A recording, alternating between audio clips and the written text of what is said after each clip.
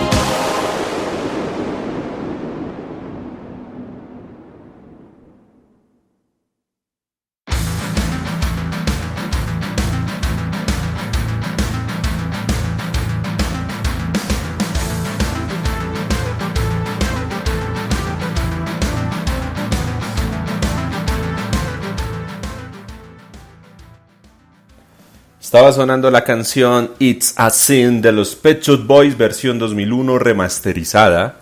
Una muy buena canción para hoy martes 19 de abril, siendo ya las 5:05 de la tarde.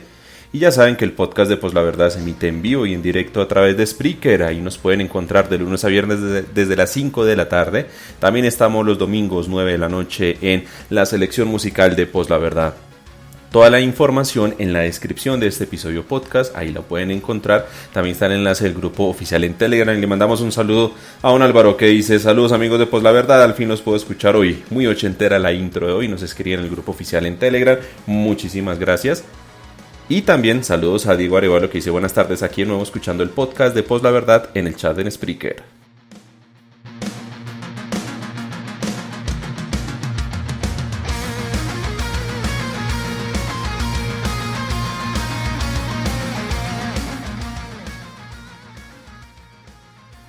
Recuerden que el podcast de Pues la Verdad también se puede escuchar en diferido en todas las plataformas de podcasting como Apple Podcast, Google Podcast, Spotify, Deezer, Amazon Music, YouTube, TuneIn Radio y muchas más. Ahí nos pueden encontrar en @poslaverdad en Twitter. También ahí nos pueden escribir, nos pueden mandar sus mensajes y toda la información, como lo dije hace un momento, está en la descripción de este episodio podcast de Pues la Verdad.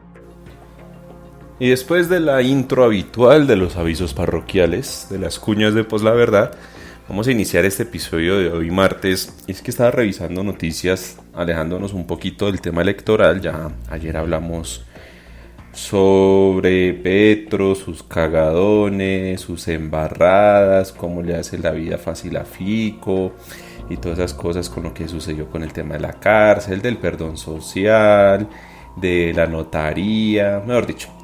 Ahí está el episodio podcast de casi una hora que hicimos el día de ayer, lunes 18 de abril, para que lo escuchen.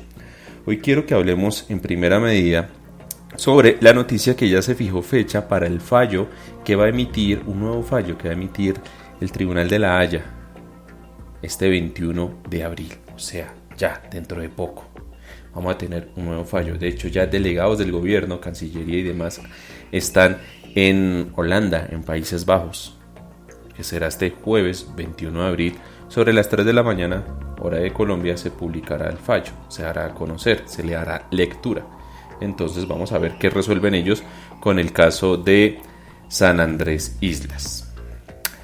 Pero no quiero entrar en detalle porque obviamente el fallo todavía no lo conocemos, pero quiero poner un poco en contexto para que cuando salga el fallo lo podamos analizar, pues podamos ya comprender en mejor medida qué fue lo que resolvió la Haya. Saludamos a doña Diana Reuter que dice: hola amigos de Pues la Verdad. En primera medida, y si uno revisa medios de comunicación y declaraciones del gobierno, el gobierno colombiano, o sea el gobierno de Iván Duque, a través de la Cancillería, Marta Lucía Ramírez, que es la vicepresidente, emitieron una solicitud a la Haya para que el fallo se retrasara, la lectura del fallo se retrasara. ¿Por qué? Porque ellos estiman que el fallo va a ser negativo a los intereses de Colombia y que como estamos en una contienda electoral, ellos no quieren, o sea, el gobierno de Iván Duque, el que puso Uribe, el del Centro Democrático, el uribismo, no quiere que ese fallo pues salga antes de la primera vuelta presidencial. ¿Por qué? Porque ese fallo, como lo dije hace un momento, y como lo tienen ellos estimados, no va a ser muy favorable para los intereses de Colombia. O sea, que nos vayamos preparando. Va a ser algo grave, va a ser algo malo, va a ser una continuación del golpe, del daño que se le hizo a Colombia con el fallo del 2012, de hace 10 años. Más o menos para estas épocas salió eso, ¿recuerdan? Pero bueno, pongamos un poquito en contexto. Me gustaría hacer la invitación y lo hago aquí por estos canales, después lo haré ya por interno, para que Juan Carlos de la cuenta @historia_piso, ¿cómo es? Colombia_piso East, que es la cuenta de Historia de Colombia, nos acompañe para poder retratar mucho mejor el contexto y el panorama histórico del por qué hay una pelea entre Nicaragua contra Colombia por el territorio de San Andrés, Providencia y las aguas territoriales en esa zona. Recordemos que antes, y cuando existía lo que se conocía como la Gran Colombia, incluso lo que llegaba a ser la costa de Mosquitia, todo eso era territorio patrio, por decirlo así, o territorio de la Nueva Granada. Ya después de la independencia, después de la separación de los países y demás, pues algunos territorios quedaron inmersos dentro del territorio colombiano, otros de otros países, entre esos los de Nicaragua. Lo que reconoció La Haya en su fallo del 2012 fue mejor dicho, ellos establecieron que lo que es San Andrés y Providencia sigue siendo de Colombia, una especie de exclave por allá, ¿cierto? Pero sus aguas que rodean pertenecen ahora a Nicaragua. Colombia no aceptó el fallo, no lo ha querido acatar, incluso terminó de forma unilateral unos tratados internacionales que se han firmado tanto con La Haya como también con Nicaragua, y Nicaragua inició dentro de los procesos que tiene adelantado en contra de Colombia uno por desacato. Ese también tiene que salir, el tema del desacato por parte del Estado colombiano frente a los fallos de La Haya. Pero hagamos la historia más sencilla, porque esto se trata de ponernos un poquito en contexto y entender qué es lo que ha pasado con todo esto. Los uribistas, Uribe, Centro Democrático, María Fernanda Cabal, toda esta gente dice que fue Juan Manuel Santos el que le regaló el país no solo a las FARC sino a Nicaragua, que es un socio estratégico de las FARC y un poco más de cosas, por el presidente Daniel Ortega, que sucedía ya en esas épocas en el 2012. Entonces decían que la mala gestión del gobierno de Juan Manuel Santos permitió que se le quitara territorio colombiano en favor de Nicaragua y todas estas cosas. Resulta que no. Santos sí tiene un grado de responsabilidad, claro que sí, no lo vamos a negar. Pero antes de Santos hubo otros dos presidentes que tuvieron más poder de actuación, más poder de injerencia, de decisión frente a estos procesos. Aquí Diego Arevalo dice, pero Nicaragua puede pedir por las islas ya que San Andrés está cerca de ese país. Pues es que ese ha sido el tema del lío con Nicaragua. Ellos insisten, piden a San Andrés. Ya vamos para allá. Entonces, resulta que Nicaragua, para la década de los 90, haciendo uso de los mecanismos diplomáticos, haciendo uso de la justicia internacional, del derecho internacional público, pues sencillamente toma la decisión como país de demandar a Colombia ante La Haya. Decir que el territorio, las islas correspondientes a San Andrés y Providencia y las aguas territoriales le corresponden a ellos como país dentro de sus zonas limítrofes y no a Colombia. Y base de sus argumentos es el tema de la cercanía, como lo dice aquí Diego Arevalo, ¿no? Que porque San Andrés Islas está más cerca de Nicaragua, más lejos que de Colombia, pues entonces es mejor que San Andrés sea parte integral del Estado nicaragüense. Resulta que en el gobierno de Andrés Pastrana tienen conocimiento de esa demanda y esa demanda era optativa el responderla. Colombia no estaba obligado a responderla. Si quería le respondía, si no pues quedaba ahí y ya, y no pasaba nada dentro de la soberanía de los países y otras cosas más. Don Dasky dice, hola, ¿qué tal? El fallo no será positivo para los intereses del Centro Democrático. Uribe, es bien sabido que ellos o él instrumentalizan y capitalizan cualquier hecho nacional e internacional. Pastrana, siendo presidente, le dio por responder esa demanda. Y eso fue una crítica que se le hizo en su momento. Recuerdo las notas titulares, las columnas de opinión, pero fue algo que se fue diluyendo y se olvidó. Llegan otras etapas procesales y a nivel de audiencias preparatorias en el gobierno de Uribe, en los dos gobiernos de Uribe. Y Uribe tomó la decisión de cambiar todo el equipo jurídico que estaba representando a Colombia ante La Haya. Lo cambia completamente, definen una nueva estrategia, deciden cosas nuevas que ya no tenían por qué hacerlo, Entonces van por otro camino, siguiendo pues obviamente con el proceso, pero van con otra estrategia diferente a la que había planteado en su momento Andrés Pastrana. Otro error. ¿Por qué?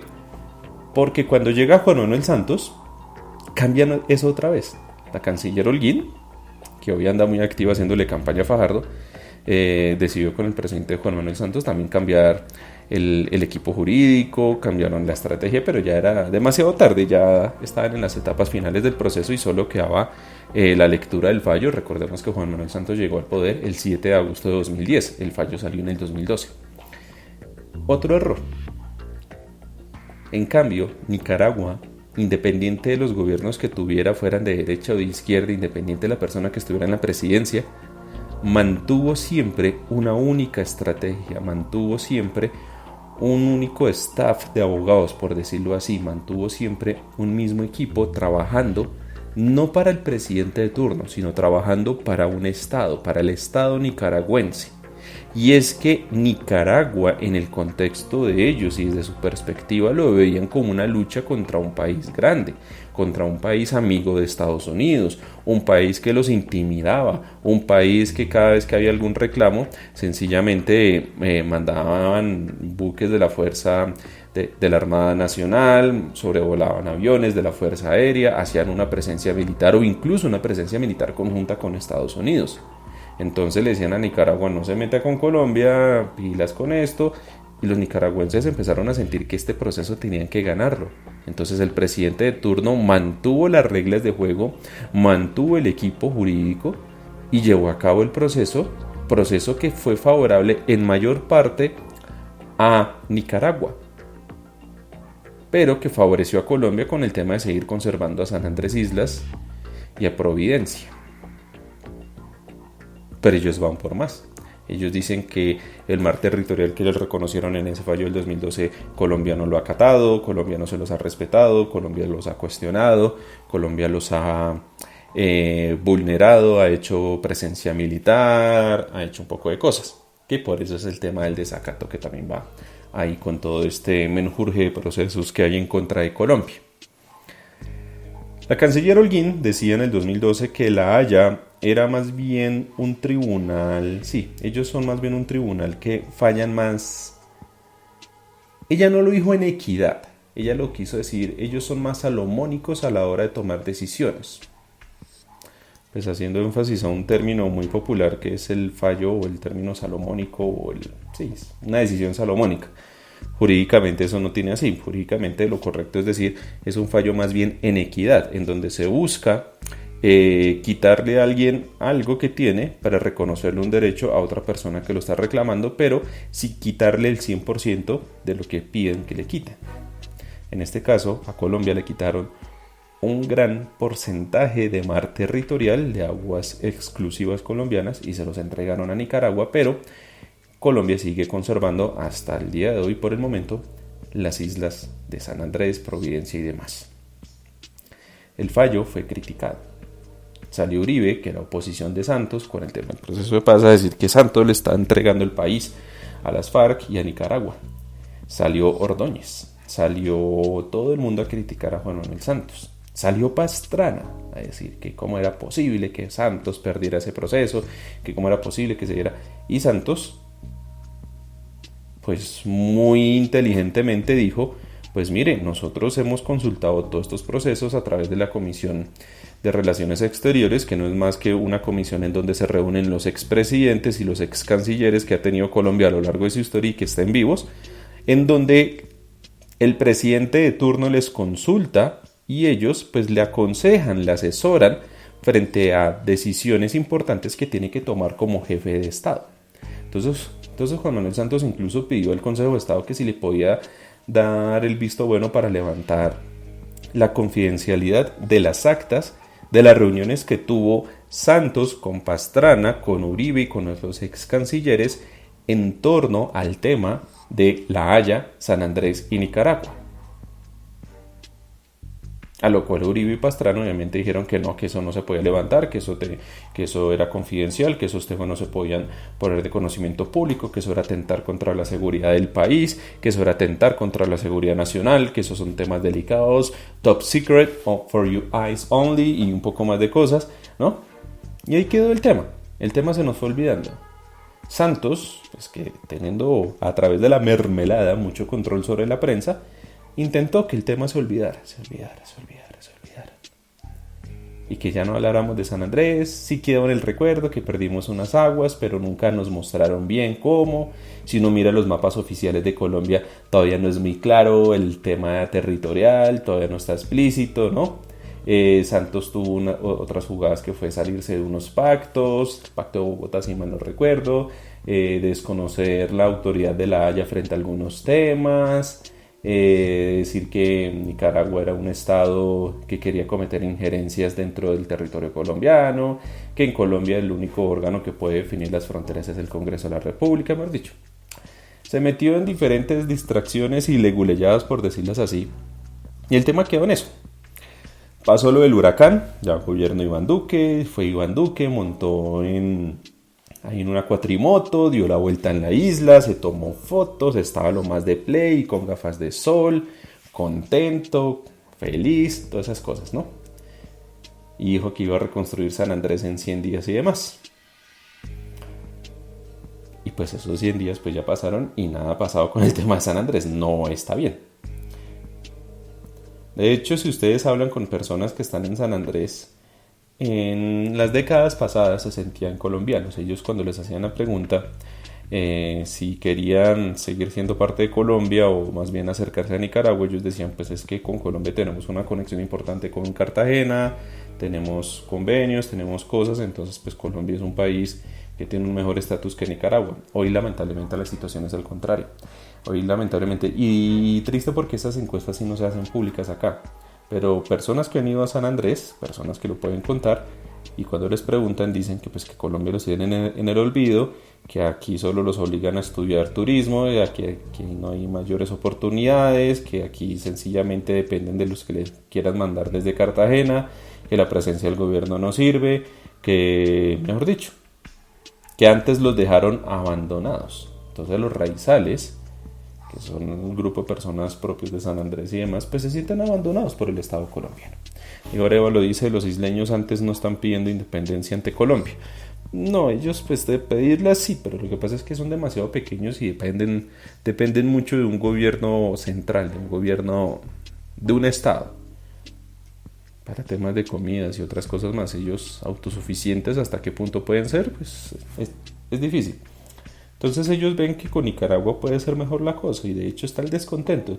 Lo de ellos no es que quieran volverse nicaragüenses, no, lo que pasa es que están descontentos con lo que ha sucedido con el gobierno nacional a través de Andrés Pastrana en su gobierno, Uribe en sus dos gobiernos, Juan Manuel Santos en sus dos gobiernos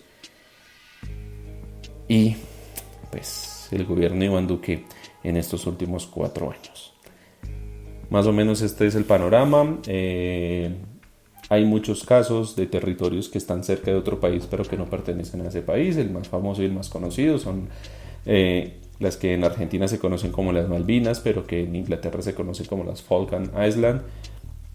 Incluso hubo un intento de invasión por parte de los argentinos, de invasión militar, les fue muy mal, salieron derrotados, murieron muchos pilotos, muchas cosas. Y si le preguntan a esa gente que viven ahí en las Falkland Island, en las Islas Malvinas, ellos dicen, no, nosotros nos seguimos sintiendo más británicos que argentinos, nosotros queremos seguir siendo parte pues del Reino Unido. Diego Arevalo dice sí, en el sentido de unir a Nicaragua. Hay que esperar a ver qué va a suceder con ese nuevo fallo, hay que esperar a ver qué va a pasar con ese fallo de La Haya, en donde el gobierno nacional, como lo dije al principio, teme lo peor, teme una mala noticia, teme una mala decisión por el desacato de Colombia y otras cosas más, que incluso, vuelvo y digo, repito, para quienes han llegado a este momento de la transmisión, el gobierno nacional ha intentado solicitar y ha intentado que la lectura de este fallo, que está pactada para este 21 de abril, pues no se haga en esta fecha, sino se haga después de elecciones. ¿Por qué? Porque como asumen que el fallo no va a ser muy bueno, pues no quiere que esto afecte el tema electoral. Entonces ellos diciendo es que ahorita Colombia está en una etapa importante del contexto electoral, no queremos que fallos internacionales vengan a cambiar el panorama, mejor dicho. Ustedes saben cómo es de solapado el gobierno de Iván Duque y sencillamente no quiere que por una mala administración por parte de él como presidente y frente a una decisión que va a perjudicar a Colombia, pues no les convenga en la campaña de Fico, porque es que es bien sabido que el candidato de Duque es Fico, y si no, pues miren las diferentes notas de prensa donde evidencian lo descarado que ha sido Iván Duque como presidente, criticando propuestas directamente de Petro, criticando a Petro como candidato, a Petro como persona y un poco más de cosas, en una clara inmersión en temas políticos, en temas electorales, lo cual no le corresponde a un jefe de Estado en época electoral. El presidente sí puede tener posturas políticas, claro que sí. El presidente ejerce la política a través de sus ministerios, por ejemplo el Ministerio del Interior, que tiene una relación estrecha con el Congreso de la República, claro que sí. Pero lo que pasa es que por ley se establece que en la época electoral, en época de elecciones, pues el presidente se tiene que quedar calladito. ¿Por qué? Porque él está dedicado a gobernar, no a decidir a dedo quién va a ser su sucesor, ni nada de esas cosas. Recordemos que el presidente maneja un gran presupuesto, el presidente es el ejecutivo, el presidente pues entra a manejar ciertos intereses que si los puede torcer y los quiere torcer, pues puede terminar favoreciendo a un candidato como lo está haciendo hoy con Fico Gutiérrez. Entonces sencillamente pues nada, el panorama colombiano es ese, esa es la situación y pues muy mal. Esperemos que salga el fallo, poderlo analizar, poderlo comentar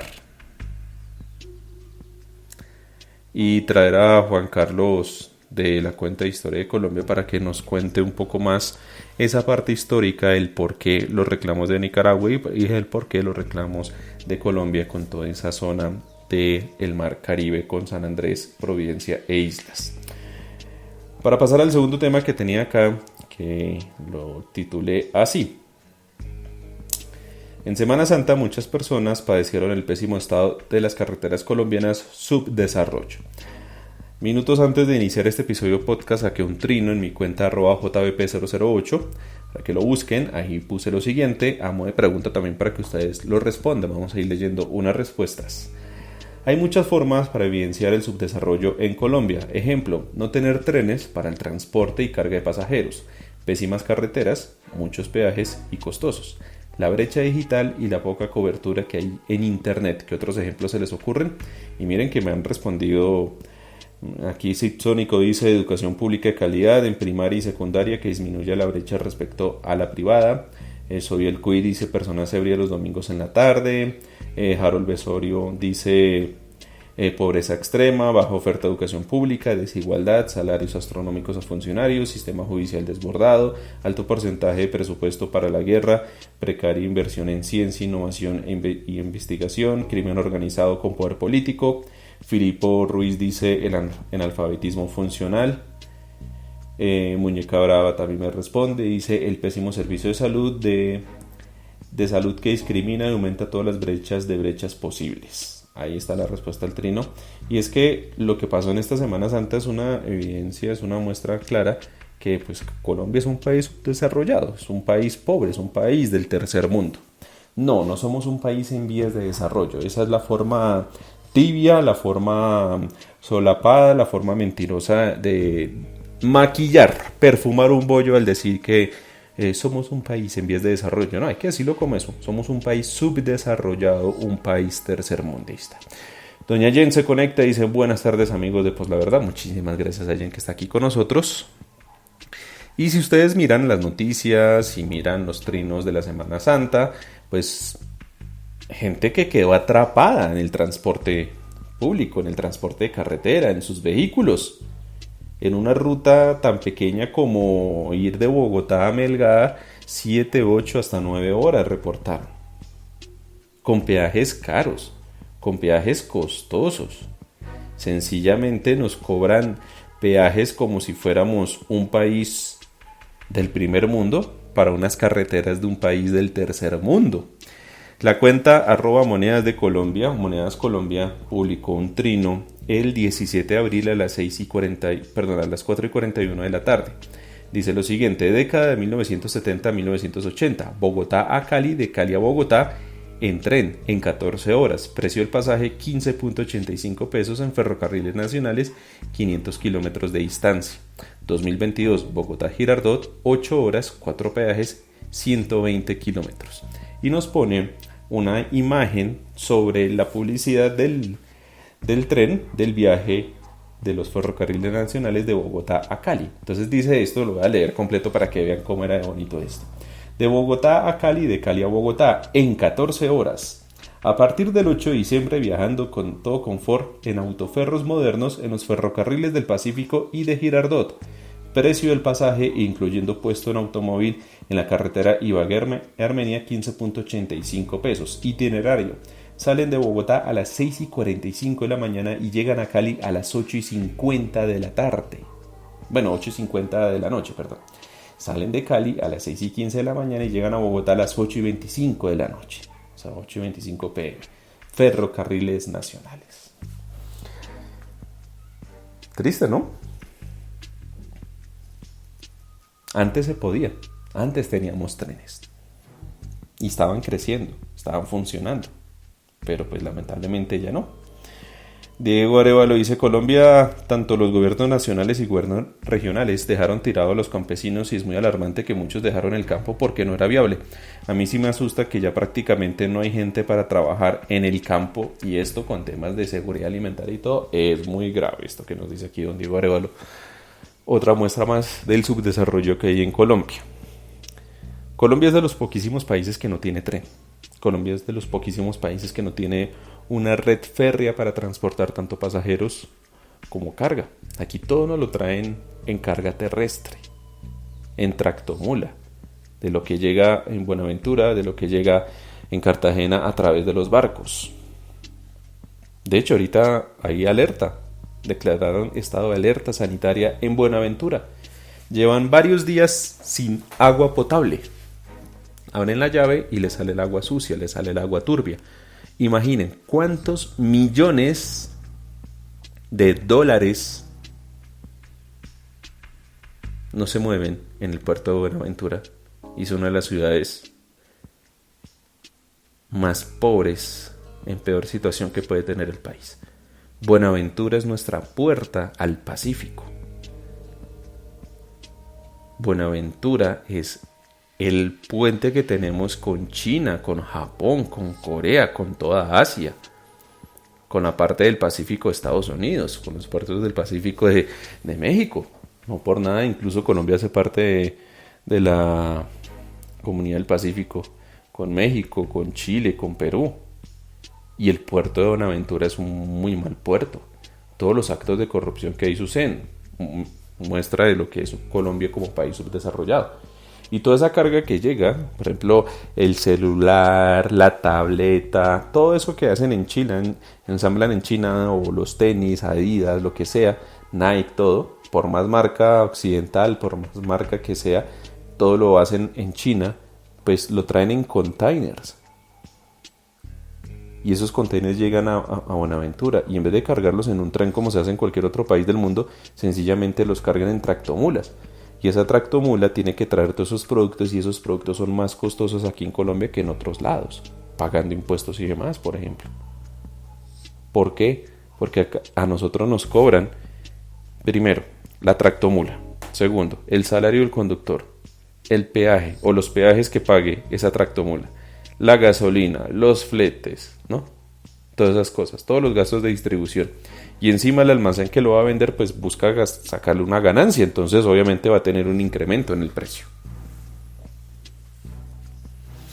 Diego Arevalo dice: donde vivo medio llueve y el agua sale más turbia que la conciencia de la alcaldesa. No, y don Diego, que es casi vecino mío, en Zipacón, Cundinamarca, por ejemplo, hay un problema. Cada vez que llueve, puede ser una leve llovizna, se va la luz.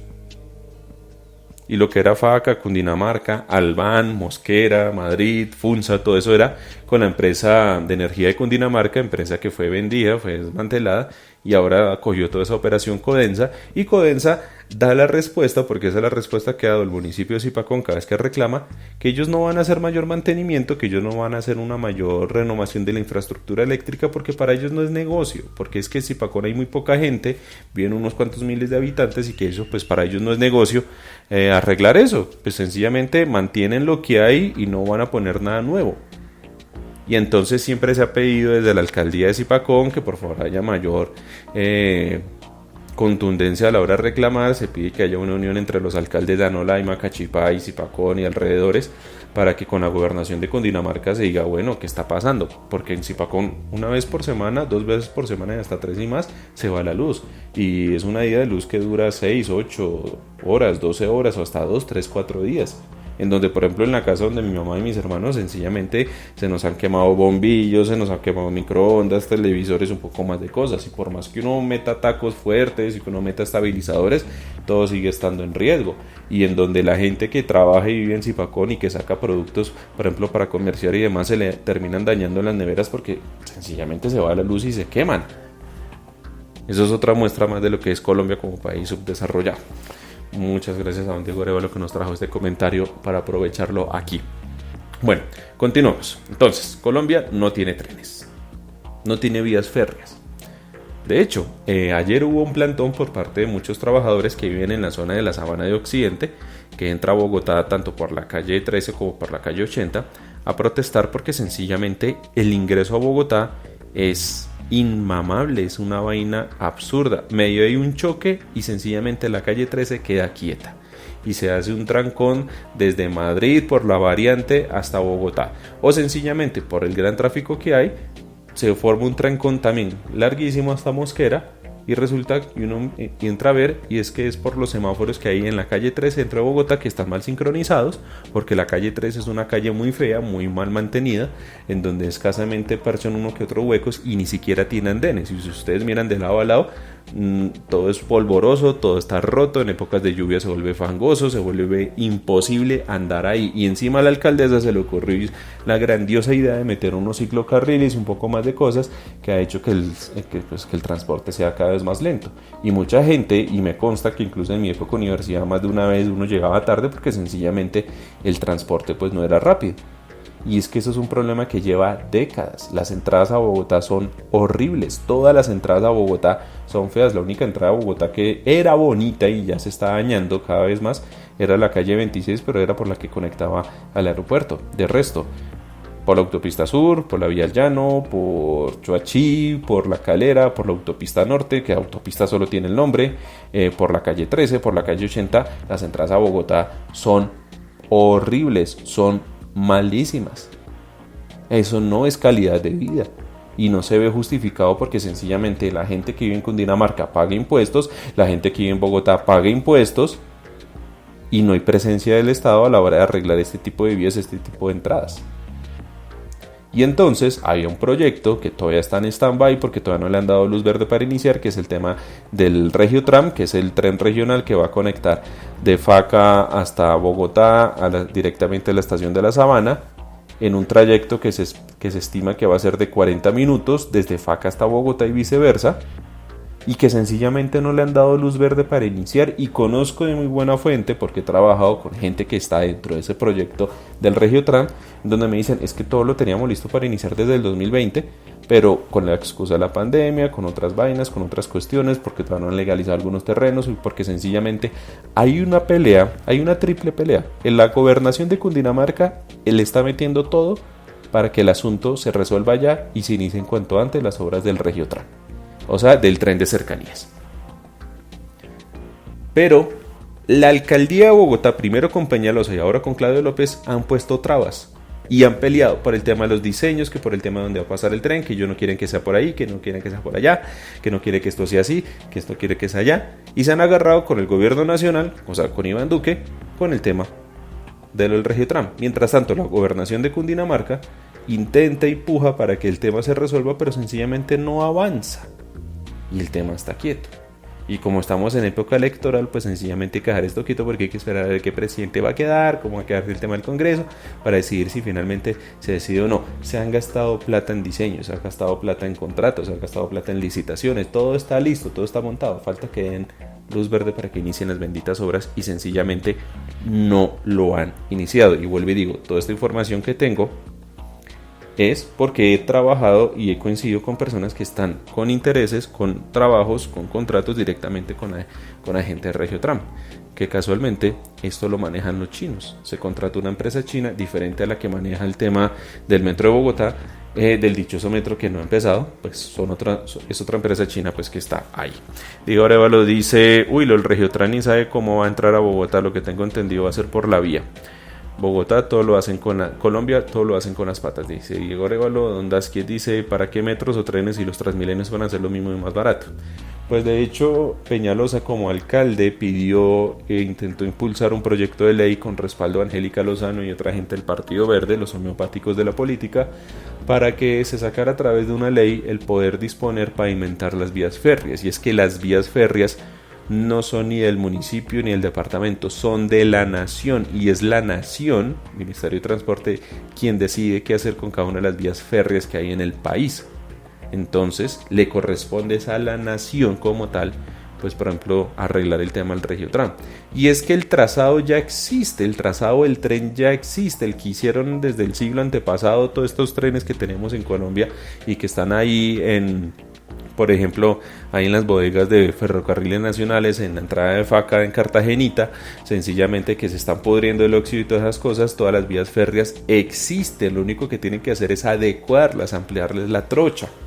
El trazado ya está, aquí nuestros ingenieros no se tienen que romper la cabeza ideándose un nuevo trazado del tren, no, porque es que la ruta ya existe.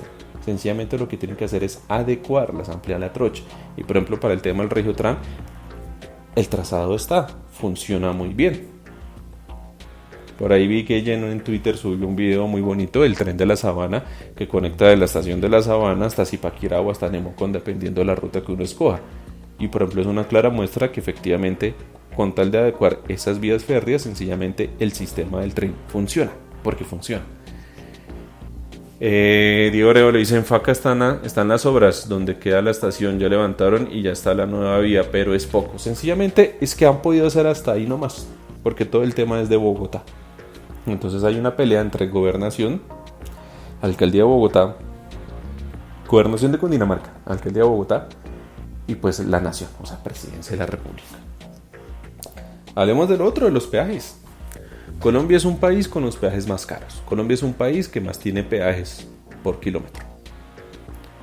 Aquí todavía no hemos sabido ni siquiera implementar el sistema de peajes electrónicos, lo cual ayudaría mucho porque no hay nada peor que, aparte del trancón que se puede hacer por horas dentro de una carretera colombiana que son muy malas, pues hay otro trancón que se hace por horas, que es el tema de los peajes. Entonces hay muchos trinos en donde sacan y dicen, mire, Colombia es un país que tiene 12 carriles, pero solo donde está el peaje, el resto no más. Y uno va a ver, y sí, y resulta que ese sistemita de recoger el peaje en efectivo es un sistemita obsoleto, es un sistemita que está en desuso, es un sistemita que muchos países del mundo ni siquiera lo tienen. Utilizan la tecnología, utilizan peajes electrónicos, utilizan calcomanías, utilizan otras cosas que permitan identificar al carro que pasó y cobrarle directamente a su cuenta bancaria con la cual usted tiene inscrito la propiedad de su carro en ese sentido. Yo lo he contado muchas veces y vale la pena volverlo a contar. Por ejemplo, en un país como República Checa, si usted es turista y va en carro, usted compra en una estación de gasolina, no en una notaría, no en una oficina, no, en una estación de gasolina, sin tener que hacer fila, compra una calcomanía que le vale 12 euros y esa calcomanía usted la pega en el parabrisas del carro y le da derecho de recorrer ese país por 10 días. Entonces, cada vez que usted pasa por un sensor, usted puede ir a 80 kilómetros, 100 kilómetros por hora. Usted paga por ese sensor lee automáticamente que usted tiene la calcomanía y usted pagó por recorrer ese país por 10 días. Eso aquí en Colombia no existe. Usted cada vez que recorre una vía, pague peaje. Usted vive en el sector, pague peaje. Usted se equivocó y tiene que hacer un giro en U y se topó con el peaje, páguelo otra vez. Ay, es que hay una opción que se llama el Go Pass o el Fácil Pass de peajes y es que la gente es perezosa y no lo hace. Pues tampoco sirve.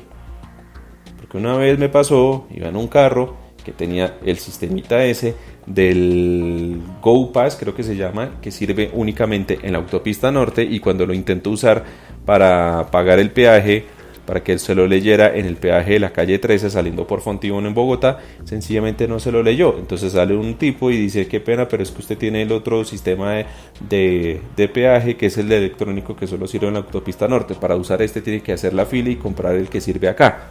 Entonces uno le decía: pero entonces qué gracia, hay que comprar entonces un sistemita de peaje, un canal calcomanía por cada peaje que hay en Colombia. Y sí, es que nosotros somos entidades diferentes. Eso háganlo en Estados Unidos y la gente no, mejor dicho, se la alborota.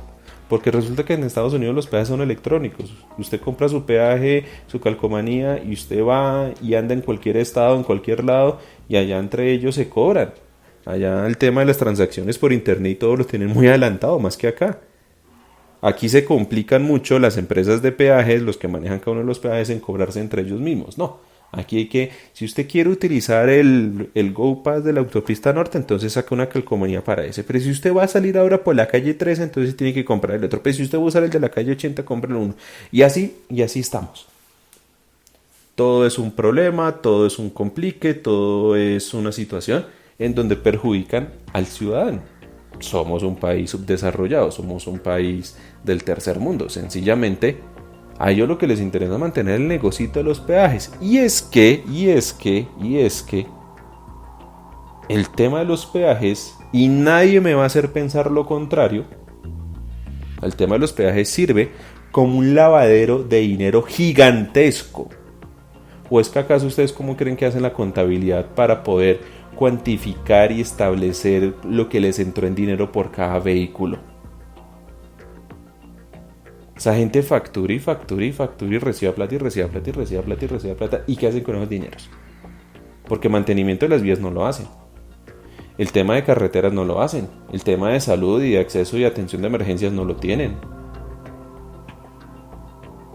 Es más, hay zonas en donde ni siquiera la carretera tiene señal de telefonía celular, sea en el punto que sea. Sencillamente los peajes, no, es que los peajes sirven para que uno pague y se mantengan las vías en buen estado. ¿Carreta? Las vías están con huecos, las vías se presentan muchos accidentes porque son inseguras, se presentan robos, se presentan... O sea, realmente no sirven. Entonces, ¿qué carajos están haciendo con el tema de los peajes? ¿Quiénes son los que se están ganando el dinero de esos peajes? Bueno, ahí está el tema de las pensiones, ahí está el tema de los fondos privados, ahí está el tema de a quienes les han dado las licitaciones a dedo para que hagan las carreteras, las autopistas y las dichosas vías 4G, en donde al presidente de la República le toca, por simple protocolo y por darle contentillo al dueño de la obra, cada año ir a inaugurar 5 kilómetros, por ejemplo, de la vía a la costa o de la vía al llano o del puente antes de que se nos caiga, tipo Chirajara y otras cosas más. Somos un país subdesarrollado. Diego Arevalo dice: esto es para llorar, pero recuerdo que tenemos un presidente que es un meme con patas. Sí, definitivamente, Colombia es un país subdesarrollado.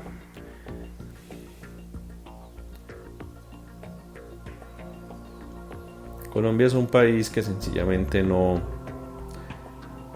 está mal. Don Luis Gamba en Twitter dice en su cuenta @LuchoGamba: saludos a Pues la Verdad, el podcast que no escucha el pacto histórico, pero sí labra la verdad. En fin, la hipocresía. Muchas gracias a Don Luis Gamba.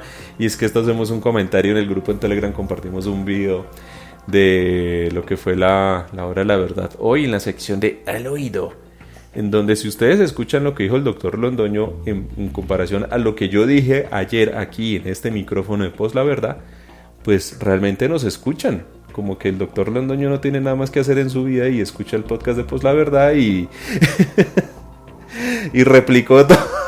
O sea, replicó gran parte de lo que aquí dijimos en este espacio. Bueno, pues saludos al doctor Londoño. Qué gusto que la gente de la verdad nos esté escuchando y que de aquí esté sacando material para ellos también comentar en su programa. Toca que lo escuchen en la sección de Al Oído del martes 19 de abril de la hora de la verdad. Doña Diana Reuter en Twitter dice: Colombia es un país subdesarrollado que no cuenta con medios de transporte decentes. Y pues nada, cada vez que hay puente, cada vez que hay un fiestas decembrinas, de fin de año y demás, pues la gente se la piensa mucho a la hora de viajar. Aún así sale.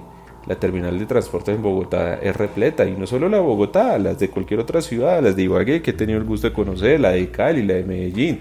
Yo he viajado en este país por tierra y en épocas importantes, y uno se da cuenta realmente que el caos no es solo en Bogotá, sino es en otros lados.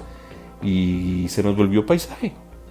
Se nos volvió paisaje. No he visto al primer presidente, no he visto al primer alcalde, no he visto al primer gobernador que diga vamos a arreglar el tema de las terminales de transporte, vamos a arreglar el tema de las carreteras intermunicipales con la gobernación, nos vamos a implementar en mejor medida, las autopistas y las carreteras interdepartamentales a través de la nación y de convenios interadministrativos, vamos a hacerlo en mejor medida. No, nada de eso lo hacen. Entonces cada vez que hay una Semana Santa, cada vez que hay un puente, cada vez que son épocas de fin de año, sencillamente salir de las ciudades es muy difícil, y entrar a las ciudades es absurdamente difícil. Entonces se inventan unas vainas como pico y placa regional, en donde usted le van a condicionar, usted puede estar en el punto más lejano, y si usted no llega a la hora que es, no va a poder entrar a su ciudad, porque sencillamente le están metiendo un pico y placa regional y un poco más de cosas, porque a ellos solo se les ocurre eso, restringirlo a usted. Usted es el responsable que me esté ocupando la carretera, no yo, gobernante,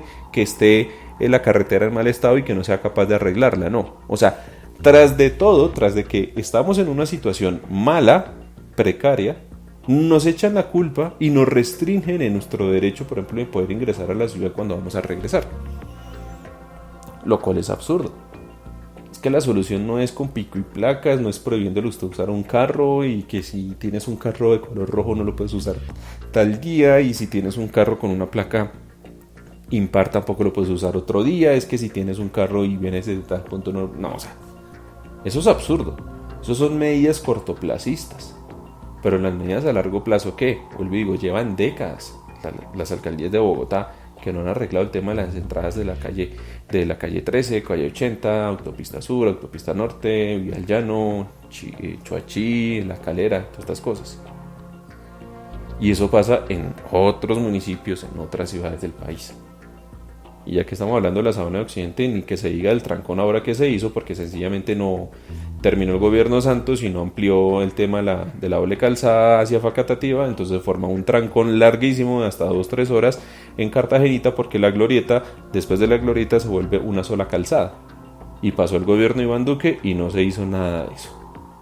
Pero eso sí, para hacer la doble calzada, hacerla bien bonita, bien llamativa, con puente y todo, y con cruz a Boyacá, pues tocaba hacerlo, porque para la fecha Germán Vargas Lleras, que era el ministro de Obras Públicas, pues tenía finquitas y tiene terrenitos allá en Boyacá. Eso es muy conocido en Zipacón, y toda la gente, usted le pregunta a cualquiera y puede dar fe de ello. Pues entonces para eso ya hacemos las mejores vías, como lo que estaba pasando con Gina Parodi y su pareja, que también se vieron beneficiados con el tema de las rutas a la vía a la costa. Entonces, es que ahí toca que me pase la carretera cerca aquí a la finquita para que me la arreglen y me la dejen bien bonita, porque para llegar a la finquita, si ostentamos un cargo público y de poder de decisión, pues hay que aprovecharlo.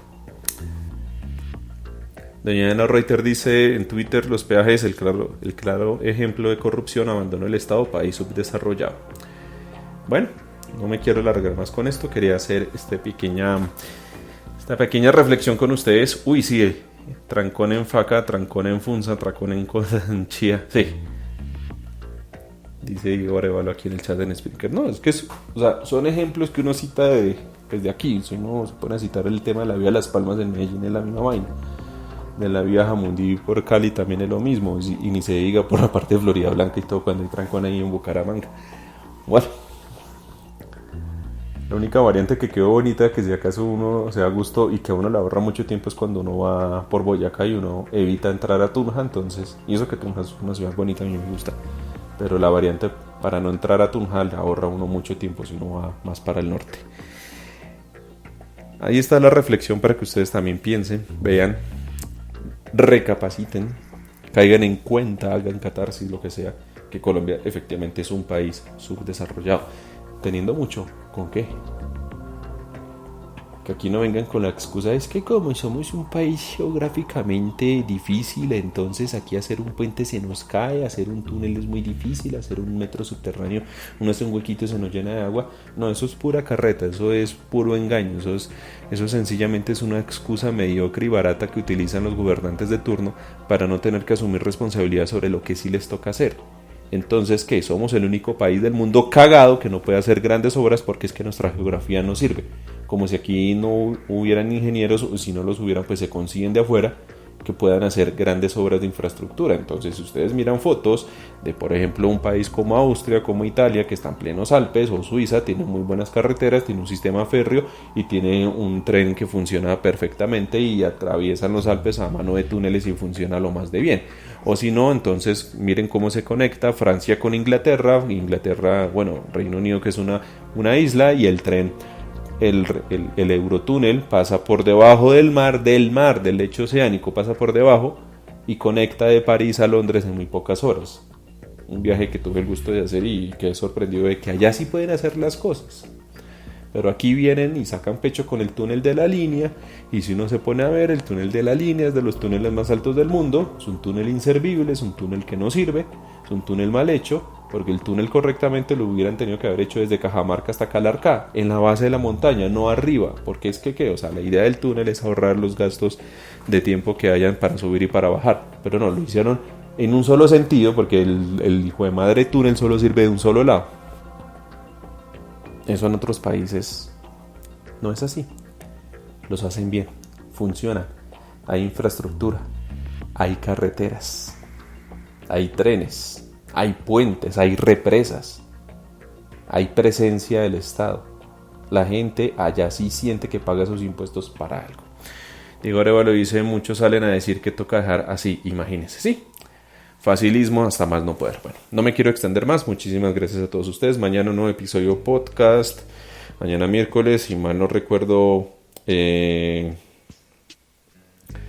Javier Ruiz va a estar con ustedes. Entonces estará él atendiendo el podcast de Posla Verdad. El jueves estaré yo con Iván Dacho y el viernes cerrará semana Javier Ruiz, @contragogarria. Doña Diana Reuter en Twitter dice, el problema de basuras que hay en San Andrés es impresionante. Muchos isleños la queman al ser la única solución que ven a la mano, país subdesarrollado. Por ejemplo, esto que nos dice Diana Reuter, imaginen. San Andrés, islas, todo lo que está pasando, cambio climático, todas estas cosas, y la única salida que tienen para el manejo de basuras es quemarlas. Y después nos quejamos que porque, ay, estos sanandresanos son traidores a la patria, como así que se quieren ir con los nicaragüenses. Pero pues, si los tenemos quemando basura, imaginen. Ahí está la situación. El Twitter institucional @poslaverdad, el Twitter de Javier @contraguarre, el de Iván Dacho @Iván Dacho, el mío @JBP008. Muchísimas gracias a todos ustedes, a Diego Arevalo, a Jen, a Moodman, a Dasket. No, Moodman esta vez sí no estuvo ahí. Pero bueno, igual saludos a Moodman, que siempre nos escucha, a Diana Reuter y demás, que estuvo acá con nosotros escribiéndonos. Muchísimas gracias. No siendo más, yo me despido y mañana nuevo episodio podcast de Post la Verdad. Otra cosita, escúchense la selección musical de Post la Verdad, que ya hemos sacado 2 programas, y este domingo que viene 9 p.m. nuevo programa, nuevo episodio de selección musical de Post la Verdad. Hemos llegado hasta el final de este episodio podcast. Gracias por habernos acompañado.